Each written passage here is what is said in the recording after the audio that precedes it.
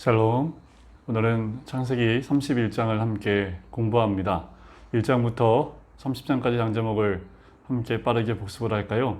장제목의 암송의 효과는 장제목을 통해서 장의 내용들을 또 기억할 수 있고, 장의 내용들을 통해서 그 안에 있는 하나님의 메시지와 그 음성을 들을 수 있고 기억할 수 있기 때문에 참 중요합니다. 장제목을 빠르게 한번 복습해 볼까요? 1창조, 2에덴, 3타락, 4살인, 5아담 계보, 6중한 방주, 물로 칠홍수, 파라라산, 구름 속의 무지개, 19백성, 11 바벨탑, 12 삼복언약, 13 롯과의 분리, 14 사해 동맹, 15 헷볼 언약, 16 16 유기자녀 이스마엘 출생, 17 할례 언약, 한 팔 들고 중보기도, 그리고 19장은 소돔과 고모라 심판, 20장은 이방왕 아비멜렉, 21장 이삭 출생, 22장 이삭 번제, 23장 아브라함의 아내인 사라의 죽음이죠. 사라 별셋. 24장 이사 가는 장이라고 그랬죠. 이삭 결혼. 25장 팥죽이요. 아브라함의 죽음과 야곱이 에서에게 팥죽한 그릇으로 장자권을 사는 사건이 있습니다. 26장은 우물판 이후 이삭 사건이라고 그랬죠. 27장은 이치, 별미 이치죠. 에서에게서 장자의 그 축복권을 이삭에게서 야곱이 빼앗는 장면입니다. 28장은 두 팔 돌베개 베고 자다가 하나님 만나는 장면이 28장에 나옵니다. 29장은 라반의 집에 가서 결혼하는, 야곱이 결혼하는 얘기 나오죠. 야곱 결혼을 위해서 레아와 라헬을 위해서 14년을 봉사를 하게 됩니다. 그래서 야곱 결혼 이구산다고 하죠. 30장은 새빵살이입니다. 라반의 집에서 새빵살이처럼 그 집 일을 돌보면서 결국은 그 라반에게서 많은 재산을 얻게 되는 것으로 마무리가 되지요. 자, 31장은 귀향입니다. 드디어 집으로 돌아와요. 그 귀향, 이렇게 하면 어떨까요? 3.1절 독립하는 거지요. 이제 라반의 집에서 독립하여 귀향한다. 3.1절 31장 장제목은 귀향입니다. 자, 12 아들의 이름을 한번 같이 외워보기로 했지요. 제가 사진 하나 올려드리겠습니다. 어머니의 이름과 그 자녀들의 이름이 순서대로 지그재로 나와 있지요.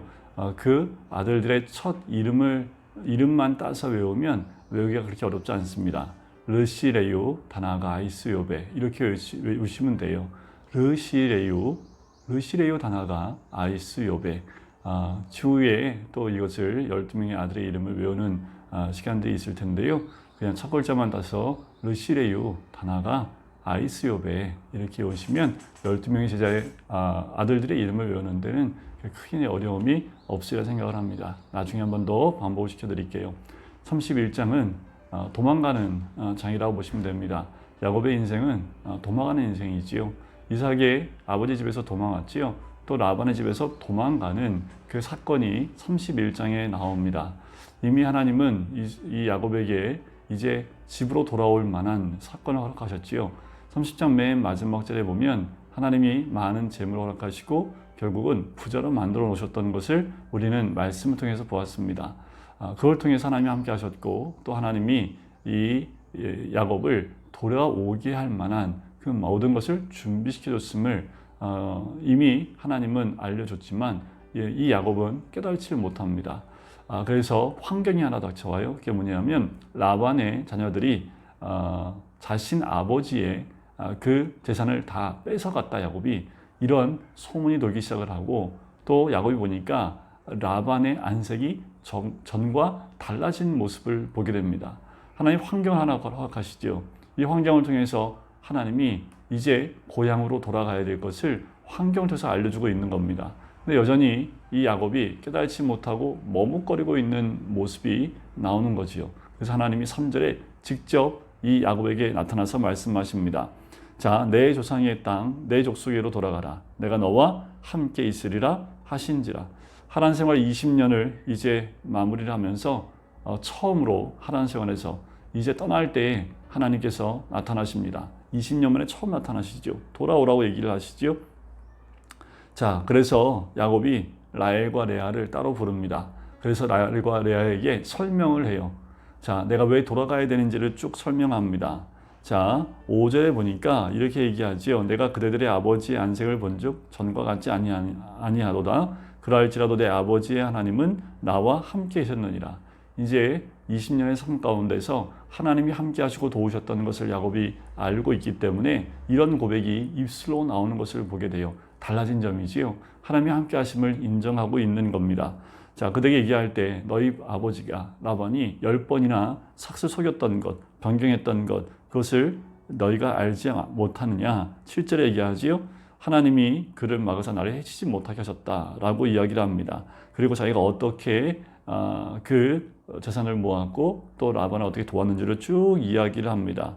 그러다가 11절에 꿈에 하나님이 말씀하셨다라고 얘기하면서 이제 13절에 이렇게 얘기합니다. 나는 베델의 하나님이라 내가 거기서 기둥에 기름을 붓고 거기서 내게 서원하셨으니 지금 일어나 이곳을 떠나서 내 출생지로 돌아가라 라고 말씀하셨다라는 거지요. 라헬과 레아가 이 말을 듣고 이 남편인 야곱의 말에 순종을 합니다. 우리가 당신과 떠나겠습니다 라고 결정을 하지요. 그래서 16절 끝에 보니까 이제 하나님이 당신에게 이르신 일을 다 준행하라. 우리가 따라가겠다라고 결정을 합니다. 자, 그래서 자기의 모든 소유를 다 모아서 낙타와 모든 걸 모아서 이제 떠납니다. 자, 19절에 보니까 그때의 라반이 양털을 깎으러 갔으므로 라헬은 그의 아버지의 드라빔을 도둑질합니다. 자, 또 하나의 사건이 이 가정에 일어납니다.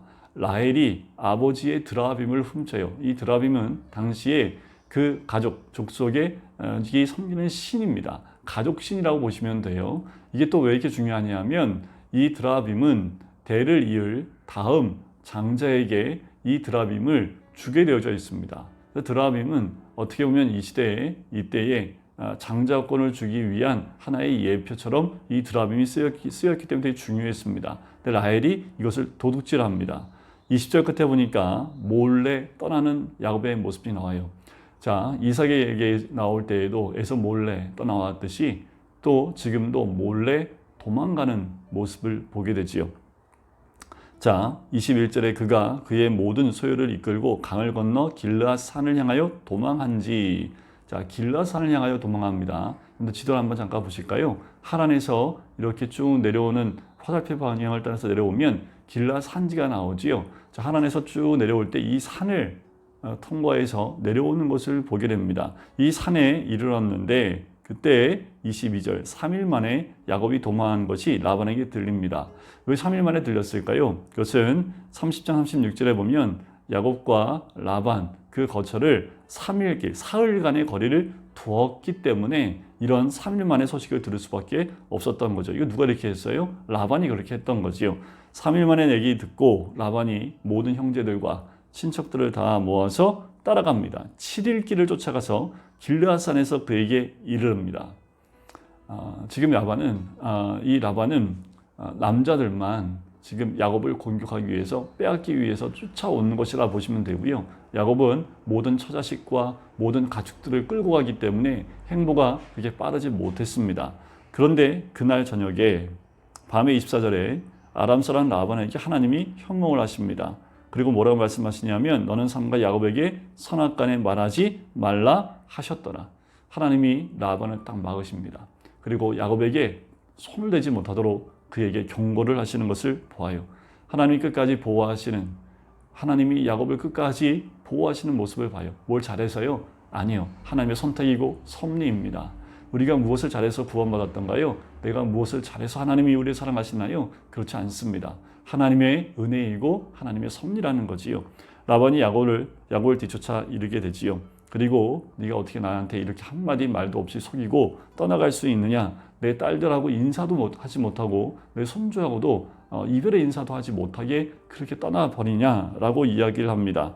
그리고 어젯밤 꿈에 내 아버지 하나님이 너에게 선악간 말하지 말라고까지 나에게 이야기했으니 내가 더 이상 얘기하지 않을 텐데 한 가지, 어떻게 내 신을 도둑질할 수가 있느냐라고 이야기를 합니다. 그때 32절에 외삼촌의 신을 누구에게서 찾든지 그는 살지 못할 것이요. 야곱이 얘기합니다. 왜 이렇게 얘기했을까요? 32절 끝에 보니까 야곱은 라헬이 그것을 도둑질한 줄을 알지 못함이었더라. 라헬이 도둑질한 줄 몰라요. 그래서 찾으라고 얘기를 합니다. 라반이 들어가서 찾기 시작합니다. 야곱의 장막부터 레아의 장막, 그리고 두 여종의 장막, 마지막에 라헬의 장막이 들어갑니다. 라헬이 그 드라빔을 낙타 안장 아래 넣고 그 위에 앉아 있어요. 자, 라반이 장막 들어가 찾으니 없습니다. 대신 라반이 내가 일어나지 못하겠다고, 생리가 있어서 일어나지 못하고 영접할 수 없사오니 노하지 말라라고 얘기합니다. 두루 찾다가 찾아내지 못합니다. 자, 이 드라빔, 하나님을 온전히 따라야 될 가정이 우상을 가지고 가는 것, 우리가 한 번 더 깊이 생각해 보고 이것이 또한 나중에 어떠한 여파가 일어날지를 함께 나중에 한번 찾아보도록 하겠습니다. 야곱이 오히려 라반에게 화를 냅니다. 내가 무슨 창망할 것이 있어서 나를 이렇게 추격해 왔습니까? 내 물건 가운데 삼촌 것을 훔쳐온 게 뭐가 있습니까? 삼촌 것이 있으면 다 가져가라는 거지요. 하나도 없다고 얘기를 합니다. 38절에 내가 이 20년을 외삼촌과 함께 있을 때에 외삼촌 것들을 하나도 내가 먹지 않았다라고 이야기를 하지요. 그래서 41절에 내가 외삼촌의 집에 있는 이 20년 동안 외삼촌의 두 딸을 위해서 14년, 외삼촌의 양떼를 위하여 6년을 외삼촌에게 봉사하였거니와 외삼촌께서 내 품삯을 10번이나 바꾸셨습니다. 오히려 이제 거꾸로 전세가 역전이 되지요. 라반을 책망하는 야곱의 모습을 봅니다. 품삯을 10번이나, 지금 아까도 계속 반복해서 얘기했던 것이 품삯을 바꾼 거에 대해서 얘기하지요. 42절에 보면 자, 나와 함께 계시지 아니하셨더라면 누가요? 하나님이요. 외삼촌이 이제 나를 빈손으로 돌려 보냈으리라 다마는 하나님이 내 고난과 내 손의 수고를 보시고 어젯밤에 외삼촌을 책망하셨나이다. 하나님의 도우심이 또 하나님의 손길이 있는 것 라반은 이미 알고 있습니다. 그리고 마지막 순간에도 야곱을 도우고 계시는 것을 이 라반은 알고 있고 야곱도 그것을 정확하게 알고 있었던 거지요. 그래서 라반이 더 나아가서 이제 서로 다툼이 아니라 화해의 제스처를 합니다.